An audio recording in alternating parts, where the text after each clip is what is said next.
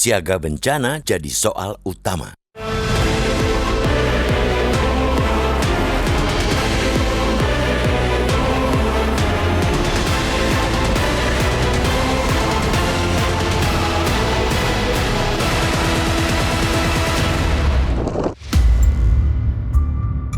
Indonesia merupakan negara yang rawan bencana alam. Itu fakta yang tak bisa dibantah dan harus kita terima. Bencana alam di Indonesia datang dalam beragam bentuk, yang beberapa diantaranya belum dapat diprediksi dan sulit pula dimitigasi karena banyaknya variabel alam. Meski demikian, tingginya korban di setiap bencana bukan takdir mutlak. Banyaknya bencana tidak harus berbanding lurus dengan banyaknya korban jiwa.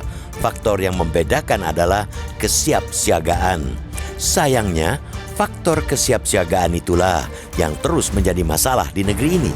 Berkaca dari 2 bencana tanah longsor di Jawa Tengah pada pekan lalu, harus diakui kesiapsiagaan kita masih sangat lemah.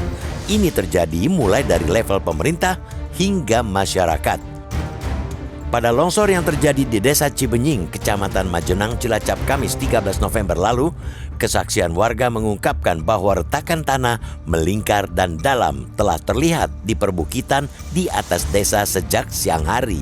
Retakan tapal kuda dalam ilmu geologi adalah tanda awal sebelum tanah longsor. Namun sayang, peringatan alam itu tidak memantik kesadaran. Bahasa alam yang semestinya menjadi tanda untuk evakuasi dini tidak terjadi. Tentunya kita tidak bisa serta-merta menyalahkan warga. Ketidakmampuan mereka untuk tanggap bencana adalah bukti belum adanya sistem yang dibangun dan disosialisasikan. Lalu, bencana longsor yang terjadi di Desa Pandanarum, Kecamatan Pandanarum, Kabupaten Banjarnegara pada Minggu 16 November lalu memberi contoh lebih jelas tentang lemahnya kesiapsiagaan itu. Kecamatan Pandanarum dapat dikatakan salah satu kecamatan dengan sejarah panjang tanah longsor. Di 1 dekade terakhir pun, tanah longsor silih berganti terjadi di berbagai desa di kecamatan tersebut. Pada 2016, tanah longsor menerjang 4 desa. Desa Pandanarum juga pernah mengalami longsor pada 2017. Memang dari kejadian-kejadian sebelumnya itu, sistem peringatan dini bencana telah dibuat pada 2023. Sejumlah desa di Kecamatan Pandanarum masuk dalam desa rawan bencana longsor kategori tinggi dan BPBD Banjarnegara menempatkan alat peringatan dini bencana. Menurut kesaksian warga, juga sudah ada lokasi-lokasi yang ditentukan sebagai titik aman. Akan tetapi, harus diakui bahwa sistem kesiapsiagaan bencana masih sangat lemah. Ketersediaan perangkat early warning system masih minim, pun belum diimbangi dengan penguatan budaya tanggap bencana di masyarakat. Akibatnya, jangankan sigap mengevakuasi diri, warga juga belum punya kepekaan untuk waspada tinggi di musim rawan bencana seperti ini. 2 bencana tanah longsor di Jawa Tengah yang menelan korban jiwa itu seharusnya menjadi peringatan serius, terutama buat pemerintah, baik pusat maupun daerah. Kesiapsiagaan bencana mutlak harus serius dibangun di semua daerah rawan di Indonesia.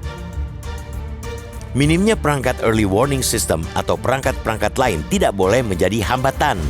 Bahkan pemerintah daerah, baik provinsi maupun kabupaten kota, semestinya dapat mendorong lagi upaya mitigasi, antisipasi, dan tanggap bencana itu dengan metode yang berbasis kearifan lokal.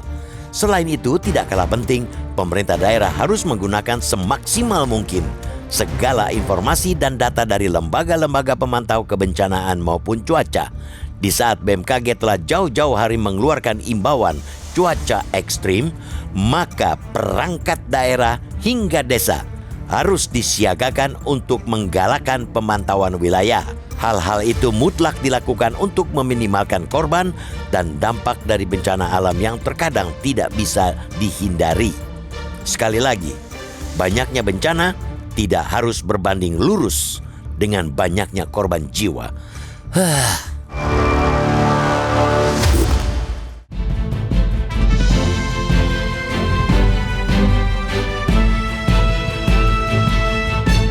Jelajahi cara baru mendapatkan informasi. Download Metro TV Extend sekarang.